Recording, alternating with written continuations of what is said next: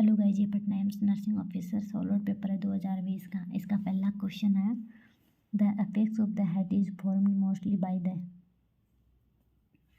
Left ventricle, right atrium, left atrium और central ventricle. तो इसका आंसर है लेफ्ट वेंट्रिकल है। हेड का जो अपेक्स पार्ट है वो लेफ्ट वेंट्रिकल से फॉर्मेशन होता है। सेकंड क्वेश्चन है which of the following is the largest cranial nerve है। क्रेनियल नर्व फोर्थ है, क्रेनियल नर्व 10th है, क्रेनियल नर्व 7th है या फिर क्रेनियल नर्व 5th है, ट्राइजेमिनल है। तो इसका आंसर है लार्जेस्ट जो क्रेनियल नर्व है वो 5th है। लार्जेस्ट क्रेनियल नर्व 5th है। लॉन्गेस्ट क्रेनियल नर्व वेगस है, क्रेनियल नर्व 10th है। और जो स्मॉलेस्ट क्रेनियल नर्व है वो ट्रोक्लियर है। और जो लॉन्गेस्ट इंट्राक्रेनियल नर्व है तो भी वो ट्रोक्लियर है। टोटल क्रेनियल नर्व कितनी होती हैं? 12। तो फर्स्ट वन कौन सी होती है? ऑल्फैक्टरी होती है। सेकंड ऑप्टिक होती है। थर्ड ओक्यूलोमोटर है। फोर्थ ट्रोक्लियर है। फिफ्थ ट्राइजेमिनल है। और सिक्स्थ एब्डुसेंट है। 7 फेसियल है। 8th वेस्टिबुलोकोक्लियर नर्व है। और 7th 8th 9th है ग्लोसोफेरिंजियल। 10th है वेगस। और 11th है सेंसरी। और 12th है हाइपोग्लोशल। इन सब के अलग अलग फंक्शंस हैं। लाइक फर्स्ट है ऑल्फैक्टरी, ये ऑल्फैक्शन का काम करवाती है। ऑप्टिक है, ये विजन का काम करवाती है। ओक्यूलोमोटर है, ये मूवमेंट ऑफ द आईबॉल का काम करती है। जबकि ट्रोक्लियर है, ये मूवमेंट ऑफ द आईबॉल करवाती है। ट्राइजेमिनल है, ट्राइजेमिनल जो 5th क्रेनियल नर्व है, ये जनरल सेंसेशन का काम करवाती है और opening and closing of the mouth के लिए रिस्पॉन्सिबल होती है। एब्डुसेंट है, वो मूवमेंट ऑफ द आईबॉल करवाती है। फेशियल है, टेस्ट के लिए रिस्पॉन्सिबल है। इसका एंटीरियर टू थर्ड टंग का जो पार्ट है वो टेस्ट के लिए रिस्पॉन्सिबल होता है। और जो मोटर पार्ट है वो फेशियल मूवमेंट के लिए रिस्पॉन्सिबल होता है, लाइक फेशियल एक्सप्रेशन। उसके बाद में है वेस्टिबुलोकोक्लियर है, 8th क्रेनियल नर्व, जिसका फर्स्ट कोक्लियर पार्ट है वो हियरिंग का काम करता है। और वेस्टिबुलर पार्ट है वो proprioception of the head balance का काम करवाता है। ग्लोसोफेरिंजियल है, ये भी जनरल सेंसेशन का काम करवाती है, ग्लोसोफेरिंजियल। और जो वेगस है, ये सेंसरी क्रेनियल नर्व है, ये भी जनरल सेंसेशन का काम करवाती है। और ये पैरासिम्पैथेटिक क्रेनियल नर्व है। वैसे एसेसरी है, ये मोटर है। 11th नंबर की क्रेनियल नर्व, 12th है वो हाइपोग्लोशल है, वो भी मोटर है। अगर इनकी ये बात करें तो 1 है, सेकंड है और 8th है, ये सेंसरी क्रेनियल नर्व है। तीनों कौन सी है? सेंसरी क्रेनियल नर्व है। जबकि जो मिक्स्ड है वो है 5th है, 7th है, 9th है और 10th है।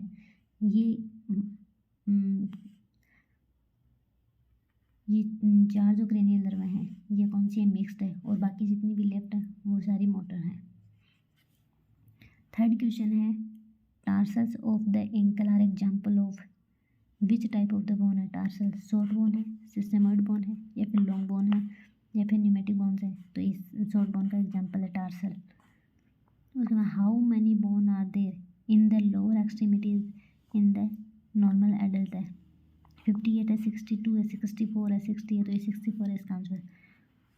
अगला क्वेश्चन है what is the approximate maximum air volume in the lungs for normal healthy adult है? 2400 ml है, 3000 ml है, 300 ml है, 6000 ml है। तो इसका आंसर है 6000 ml है। ठीक है, ये क्या लाइक इसके अंदर और भी बहुत सारे टर्म लाइक टाइडल वॉल्यूम है। नॉर्मल टाइडल वॉल्यूम कितना होता है? 500 ml होता है। इसका मीन्स क्या होता है? अमाउंट ऑफ द एयर है जो inspired during normal and relaxed breathing के दौरान। एक नॉर्मल जो इंस्पायरेशन और एक्सपायरेशन करते हैं उसका वॉल्यूम अबाउट 500 ml होता है, ये टाइडल वॉल्यूम है। जबकि एक होता है इंस्पायरेटरी रिजर्व वॉल्यूम IRV जो 3100 ml होता है। ये क्या होता है? Like air that can be forcibly inhaled after the inspiration of the normal tidal volume. ये मतलब एडिशनल एयर है, जितनी हम एडिशनल एयर लेते हैं that can be forcibly inhaled after the inspiration of normal tidal volume के बाद में, वो क्या है? Inspiratory reserve volume. जबकि एक्सपायरेटरी रिजर्व वॉल्यूम क्या है? द एडिशनल एयर है that can be forcibly exhaled after the expiration of the normal tidal volume है। तो ये एक्सपायरेटरी रिजर्व वॉल्यूम कितनी होती है? 1200 ml होती है नॉर्मल। एक होता है residual volume. Residual the volume of the air still remaining in the lungs after the expiratory reserve volume is exhaled. Normal residual volume कितना होता है? 1200 ml होता है। अगर टोटल लंग कैपेसिटी की अगर बात करें तो वो 6000 ml होता है। लाइक पूछा ना maximum air volume in the lungs, वही टोटल लंग्स कैपेसिटी है, तो ये 6000 ml तक होती है। अगर इसके अंदर देखें the maximum amount of the air that can fill in the lungs, तो वही क्या है? टोटल लंग कैपेसिटी है। लाइक टाइड, इसके अंदर क्या क्या टोटल लंग कैपेसिटी में टाइडल वॉल्यूम आ जाता है प्लस IRV आ जाता है, इंस्पायरेटरी रिजर्व वॉल्यूम आ जाता है प्लस एक्सपायरेटरी रिजर्व वॉल्यूम आ जाता है प्लस रेजिडुअल वॉल्यूम आ जाता है। ये सारी क्या टोटल लंग्स कैपेसिटी है। और जो इंस्पायरेटरी कैपेसिटी है, इंस्पायरेटरी जो कैपेसिटी है वो नॉर्मल कितनी होती है? इंस्पायरेटरी कैपेसिटी अगर देखें तो 3100 इंस्पायरेटरी रिजर्व वॉल्यूम होता है। इंस्पायरेटरी रिजर्व वॉल्यूम में आता है 3100 ml, ठीक है। और एक होता है फंक्शनल रेजिडुअल वॉल्यूम होता है अबाउट ये 2400 ml तक होता है। Amount of the air remaining in the lungs after the normal expiration के बाद में, वही फंक्शनल रेजिडुअल वॉल्यूम है। उसके आगे आता है 6 नंबर क्वेश्चन है, carpometacarpal joint is an example of which of the following types of the joint है? कार्पो मेटाकार्पल जॉइंट हिंज है, बाल एंड सॉकेट है, पाइवोट जॉइंट है, फिर सैडल जॉइंट है। ये सैडल जॉइंट का एग्जांपल है। बाल एंड सॉकेट की अगर बात करें तो हिप है और शोल्डर जॉइंट है। हिंज की एल्बो है, नी है। The baby friendly hospital initiative was launched jointly by the World Health Organization, Red Cross, second है WHO and Food and Agriculture Organization, UNICEF and WHO, UNICEF and Food and Agriculture Organization। तो इसका UNICEF और WHO का cooperation है। United nation international children emergency fund. 8 number का question है, which of the following is an example of the बाल and socket joint है? School joint है, थंब जॉइंट है, हिप जॉइंट है और एल्बो जॉइंट है। तो हिप जॉइंट इसका एग्जांपल है बाल एंड सॉकेट जॉइंट का, ठीक है। स्कल जॉइंट है, ये फाइब्रस जॉइंट है। एल्बो जॉइंट है, ये हिंज जॉइंट है। स्कल जॉइंट में क्या कहते हैं? जो फाइब्रस जॉइंट का एक एग्जांपल है। फाइब्रस जॉइंट का मतलब होता है इनमें जो मूवमेंट है बिल्कुल भी नहीं होते, मतलब एब्सेंट होता है। इसमें किसी प्रकार का कोई मूवमेंट नहीं होता फाइब्रस जॉइंट में। ये स्कल जॉइंट लाइक जितने भी सूचन है जैसे सैजिटल है, कोरोनर है, फ्रंटल है, उनके अंदर जो बीच में जॉइंट है वो फाइब्रस जॉइंट है, उसी ये फाइब्रस जॉइंट है। तो इसी का एग्जांपल है स्कल जॉइंट, ठीक है। उसके बाद में द क्वेश्चन आता है, what is the synonym of the clotting factor second? Christmas factor है, फिब्रिनोजन फैक्टर है, कैल्शियम है या फिर प्रोथ्रोम्बिन है? तो सेकंड है, ये प्रोथ्रोम्बिन है। फर्स्ट है वो फिब्रिनोजन है, ठीक है। क्लोटिंग फैक्टर अगर पूछा जाए क्लोटिंग फैक्टर टोटल कितने हैं? टोटल होते हैं 30। परजेंट कितने होते हैं? 12। और अगर पूछा जाए कौन से नंबर का एब्सेंट होता है? 6 नंबर का है वो एब्सेंट होता है।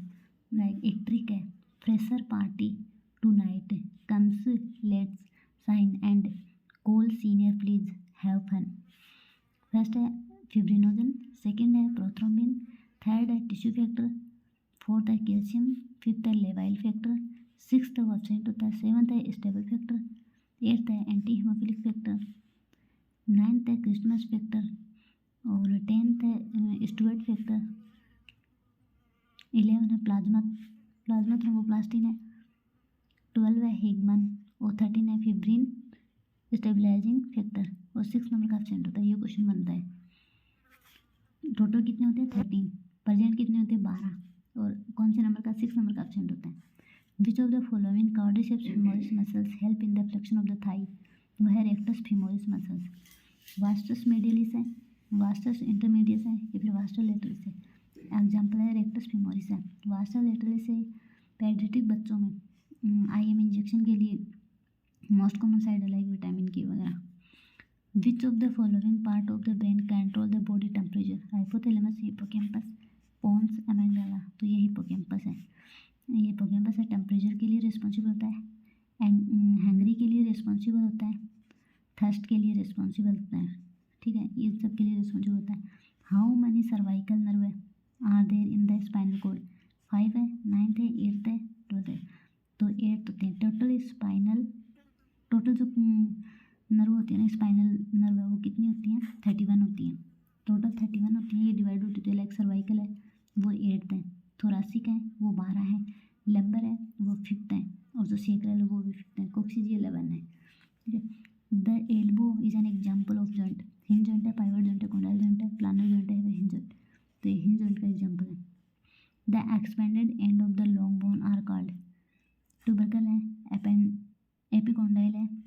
फाइसिस है, एपीफाइसिस है। तो एपीफाइसिस है, और जो बोन का ग्रोथ पार्ट होता है, जो बोन की ग्रो अप करवाता है, वो एपीफाइसिस है। The posterior pituitary consist mainly of beta cell है, सी सेल्स है और टी सेल्स है, या फिर न्यूरोनल प्रोजेक्शन है। तो इसका आंसर है न्यूरोनल प्रोजेक्शन है।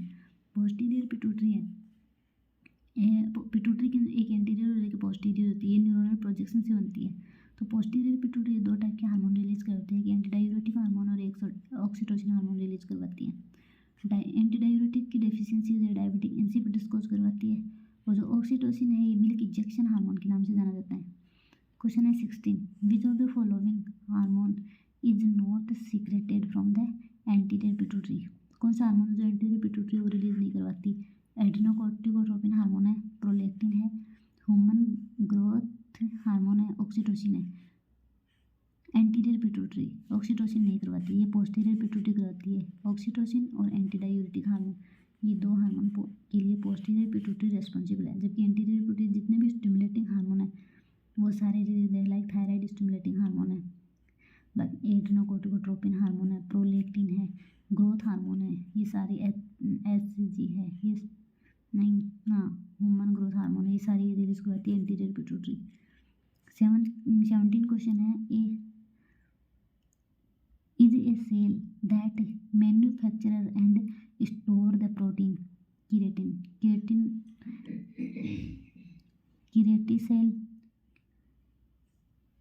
केराटिसेलाइट है, केरासाइट है, केराटिनोसाइट है, या फिर केराटिनोलाइट है। तो ये केराटिनोसाइट सेल है। Which of the following is an example of the synarthrosis joint है। Fibrous joint of the skull suture, wrist joint है, या फिर हिप जॉइंट है, या फिर एल्बो जॉइंट है। सिनआर्थ्रोसिस का मतलब है जिनमें कोई मूवमेंट नहीं होता है, ये होता है सिनआर्थ्रोसिस। तो ये है fibrous joint of the skull suture. Fibrous joint मतलब जिनमें, सिनआर्थ्रोसिस का मतलब है इनमें मूवमेंट बिल्कुल भी नहीं होता, मूवमेंट वो एब्सेंट होता है। ठीक है, ये सारे 18 क्वेश्चन थे। तो गाइस अगर वीडियो पसंद आए तो लाइक शेयर एंड सब्सक्राइब करना।